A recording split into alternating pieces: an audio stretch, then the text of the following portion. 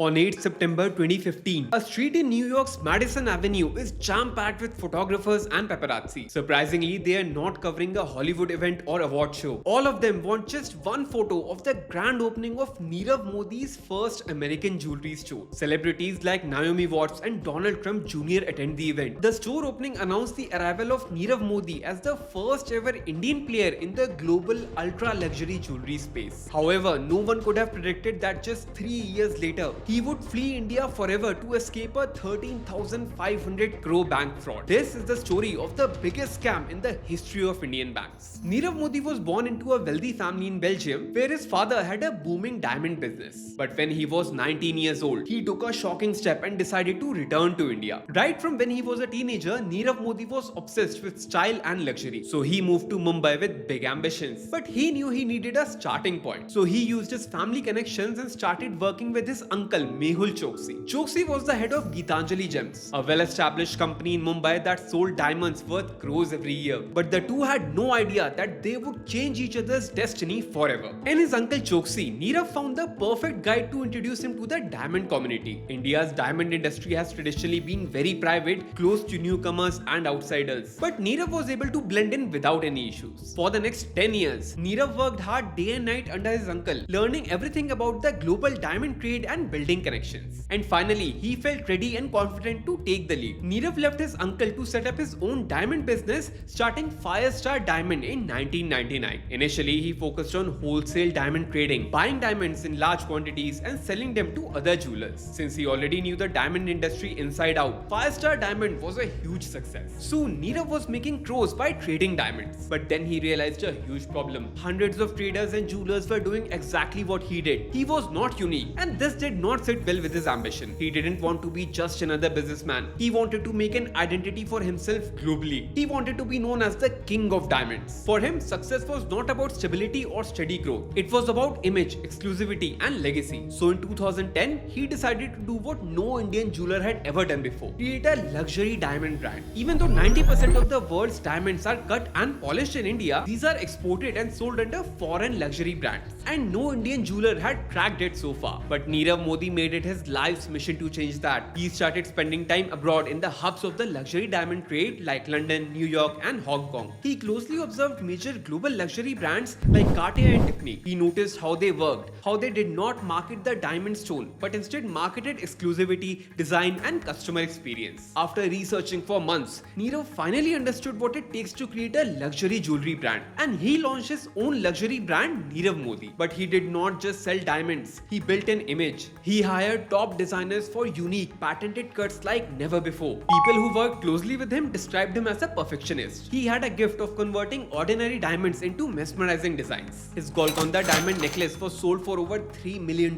It was a record-setting price for a piece by an Indian jeweler. But he knew that having the best designs was not enough. So he started building a grand image for his brand. He hired top celebrities like Kate Winslet and Lisa Hayden. Suddenly, Nirav Modi's premium diamond jewelry was everywhere. Actors would wear it to the world's top events like Cannes, Oscars, and international fashion shows. But he did not stop there. To cement his name as one of the world's top luxury jewelers, he started opening stores in the most expensive cities in the world: New York, London, Hong Kong, Macau. Nirav Modi's jewelry stores were popping up across the world, often next to stores of luxury brands like Cartier and Tiffany. The opening of these stores would be grand, studded with top celebs wearing Nirav Modi jewelry, and he began succeeding in his goal. Nirav Modi started featuring in top magazines and auction catalogs with a skyrocketing demand for his rare and unique diamond jewelry. Masterpieces like the pink diamond ring were auctioned for millions of dollars. People were fighting to get a piece of Nirav Modi. By 2017, Forbes estimated that Nirav Modi was the 85th richest person in India with a fortune of about $1.8 billion. Now, whether it's a billion-dollar empire like Nirav Modi or a tiny business that is just starting out, one challenge that every business owner faces is tracking the money. Every business needs smart accounting, and that's where Odoo Accounting can be your savior. A highly functional yet easy to use accounting software, Odoo will change your business's money management for the better because it lets you manage your invoice processing with zero manual data entry. All you need to do is upload an invoice, and it will use its AI-powered data capture to autofill the fields. The best part? It has a 98% accuracy rate, so your only job is to just validate that invoice. But here's why it is tailor-made for Indian businesses. Odoo is 100% compliant with Indian accounting requirements requirements like GST, TDS, TCS and more. It also helps you get payments on time with the option of scheduling automatic reminders and follow-ups for late payments. So the money comes in while you focus on growing the business. But the list of features does not end here. You will never have to import bank statements manually because Odoo has a smart bank reconciliation integration with 28,000 plus banks across the globe. Just like the invoices, AI will do the work and match 95% of the transactions with the financial records. You also get a dashboard which makes it easy to check the financials. You get cash flow reports, detailed balance sheets and even profit and loss statements. That's how Odoo helps you improve your business's accounting and save a lot of time. You can use your first Odoo app for free and you can expand as you grow with multiple other apps in the same ecosystem. So check out Odoo Accounting by using the link in the description. Now behind Nirav Modi's huge castle of glass, something was not right. Thanks to the huge media coverage and inauguration parties, Nirav Modi's news shows would see decent sales. But then the sales would start dropping significantly in the following months. Almost all of his premier stores were unprofitable. However, he continued expanding aggressively, opening grand stores in the world's most expensive cities one after the other, even during global economic recessions. Many people were confused. Where was he getting all this money from? In reality, his greed and ambition had led him down a dark path where he was generating money out of thin air. He was secretly stealing thousands of crores from the Punjab National Bank, and the way he did it was extremely sophisticated. In 2011, Nirav Modi approached the Brady House branch of PNB in Mumbai. He told the bank he wanted to import diamonds and needed credit to do so. So he asked PNB to issue something called a letter of undertaking or LOU. An LOU is like an official message from PNB to a foreign bank saying you can safely lend money to Nirav Modi. If he doesn't repay, PNB promises to pay you back in his place. In normal cases, a bank only issues a LOU like this after taking some form of collateral, like an asset or real estate property. So the bank is protected. But this was where things got interesting. Nirav Modi allegedly bribed a key bank official, Gokulnath Shetty, the deputy manager at the Brady House PNB branch,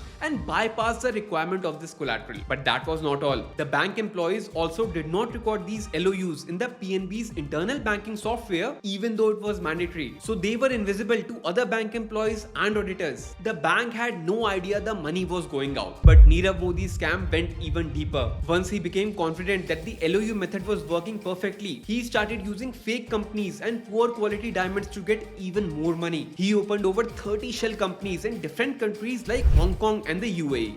Fake companies that had no real business. Most of them had dummy directors but were secretly controlled by Nirav Modi. And then he began creating fake trade between his own companies. So company A sells a low quality diamond to company B for 10 lakhs. But then company B sells it to company C for 20 lakhs. And this continues until the diamond's paper value becomes 1 crore. Then he would go to PNB and say that he really needed that diamond. He will ask for a LOU to pay his own shell company so he gets the diamond and the money. That's how Nirav Modi was able to get crores from banks without spending a single rupee. He was literally creating money out of thin air and the bank had no idea. The money that he was funneling from PNB powered his business and a personal life of extreme luxury. A lavish sea-facing property in Mumbai that Nirav Modi called home. Travel in private jets like royalty with hand-picked staff and international vacations with luxury yachts. After the first LOU issued by the PNB for Nirav Modi in 2011, he got another 292 LOUs by 2017. The total value of these was more than 13,500 crores. Nirav Modi was confident that the system would work forever.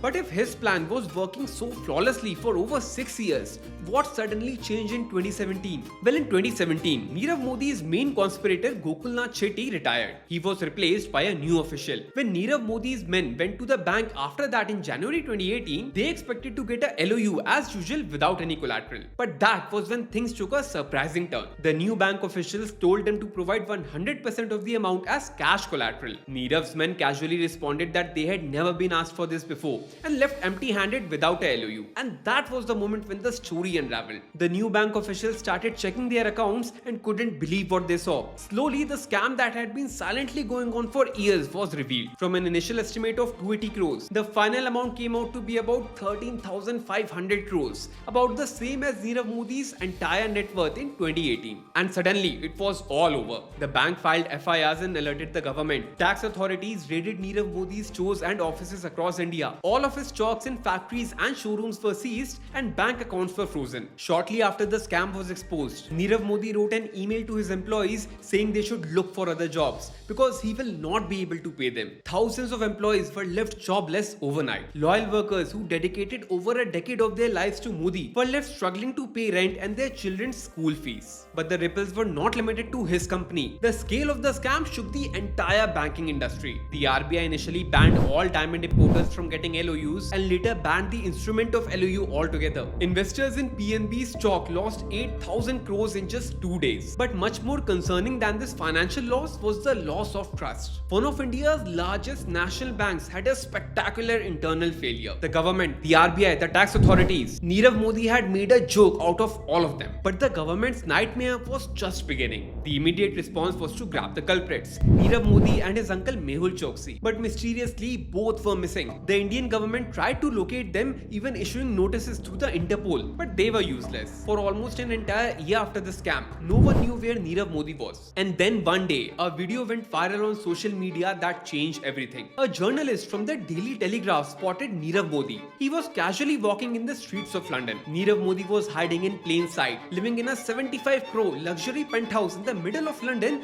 dressed in luxury brands. The man who almost bankrupted one of India's largest banks continued to live his lavish life as usual. But that turned out to be Nirav Modi's final mistake. His cover was blown and he now had nowhere to hide. India requested the British government to extradite Nirav Modi to India, and soon he was arrested in the UK. But justice was far from being delivered. Nirav Modi appealed to the UK courts against the extradition. He said that he would face an unfair trial in India. The media were already calling him guilty even before the trial, while politicians called him a fugitive and a cheat. He also claimed that he would face inhumane prison conditions. The Arthur Road jail in Mumbai was overcrowded with poor hygiene. This would violate his human rights guaranteed by Europe. However, his pleas were rejected by the UK courts at multiple levels. And finally, the UK High Court approved his extradition in 2022. But sadly, he once again filed confidential legal appeals, putting the extradition on hold. The government has been able to recover only a fraction of the amount he siphoned off, while the loyal employees still hope for his return. I hope you liked this video. Please hit the like and subscribe buttons below to help this video reach more viewers like you. If you like this video, I recommend watching this one next. Until I see you in the next video, goodbye.